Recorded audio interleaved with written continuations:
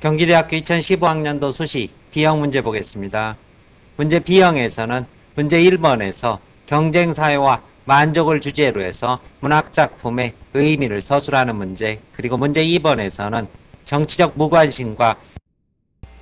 무관심과 공리주의를 결합해서 우리가 왜 투표에 참여해야 하는지를 도출하는 그러한 독해 적용의 문제를 출제를 했습니다. 문제 1번과 관련해서 좀 더 넓은 의미 배경 지식으로 철도원을 들어두시면 문제 1번이 출제된 그러한 배경을 보다 분명하게 이해할 수 있을 것입니다. 각 문항별로 서술 방향 확인하겠습니다. 문제 1번에서는 제시문 다를 바탕으로 가와 나가 담고 있는 삶에 대한 성찰 내용을 서술하라 이런 요구를 하고 있는 만큼 먼저 간략하게 다의 문학의 기능을 먼저 서술을 하셔야 될 것입니다. 다에서는 문학이 우리 사이 개인과 집단이 추구해야 할 바람직한 삶의 모습을 서술함으로써 독자로 하여금 진정한 삶의 목표와 방식에 대해서 성찰하게 한다. 이러한 원론을 토대로 해서 이러한 성찰의 방법으로 비판적인 성찰 그리고 대안적 세계의 제시라는 이러한 두 가지를 설명을 하고 있습니다. 따라서 비판적 성찰로는 가를 그리고 대안적 서술로는 제시문 나를 활용해 주시면 될 것입니다. 따라서 제시문 가에서는 경쟁사회를 살아가는 현대인들에 대한 비판과 성찰이 담겨 있다.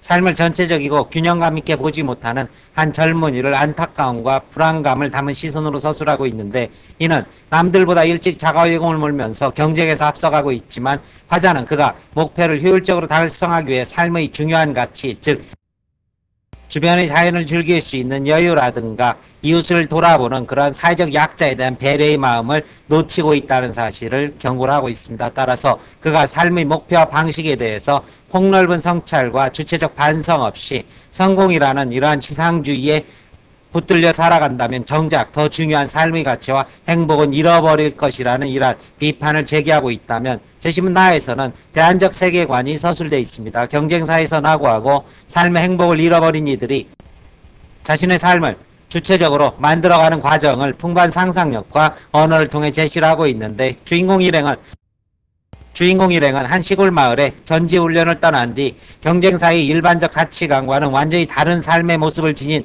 그곳 생활을 통해서 이들은 이전까지 자신이 기존사의 가치관과 규범에 길들여져 살아있음을 각성하고 조금씩 자신의 삶의 기준과 속도를 주체적으로 결정하고 실행하는 법을 깨닫는 과정을 보여주고 있습니다. 따라서 이러한 성숙한 통찰을 통해서 자기 삶의 주인으로 자신이 진정하게 거듭나는 과정을 보여주고 있다. 이것이 나의 의미가 될 것입니다.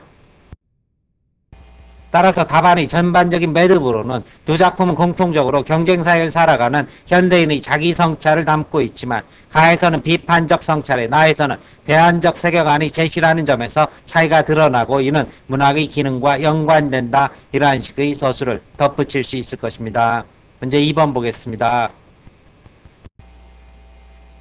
문제 2번에서는 제시문 나를 활용해서 가의 기억이 나타난 이유를 분석하고 다의 관점에서 가를 비판하라 이런 요구를 하고 있습니다. 따라서 나의 내용을 먼저 제시를 하게 된다면 경제생활하는 데 있어 합리적 선택은 모든 대안의 편익과 비용에 대한 정보를 수집하고 각각의 순편익을 산정해서 이익이 되는 방향으로 정책을 결정한다. 이것이 나의 핵심 내용이 될 것입니다. 따라서 이를 토대로 선거에 참여하지 않는 현상을 분석하게 된다면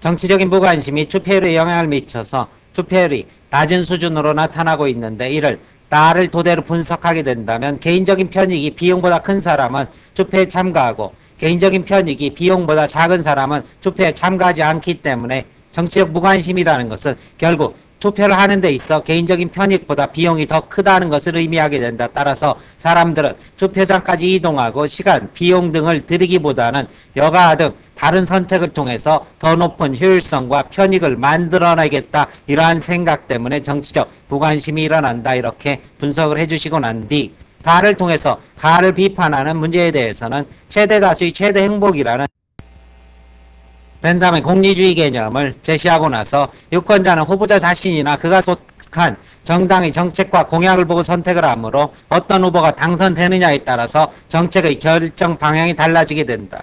그런데 낮은 투표율로 당선된 후보자는 자신을 지지한 사람들을 위한 편향된 정책 결정을 하게 될 가능성이 높으므로 공리주의, 즉 다수를 위한 공리주의는 달성되지 않을 수도 있다. 결국 일시적인 유권자들은 일시적인 개개인의 비용 절감을 위해서 투표를 하지 않지만 결과적으로 공동체 전체의 이익이 떨어지게 됨으로써 장기적으로 자신에게도 손해가 돌아온다. 이러한 식의 문제점을 지적해 주시면 정확한 답안 서술이 될 수 있을 것입니다. 설명 마칩니다.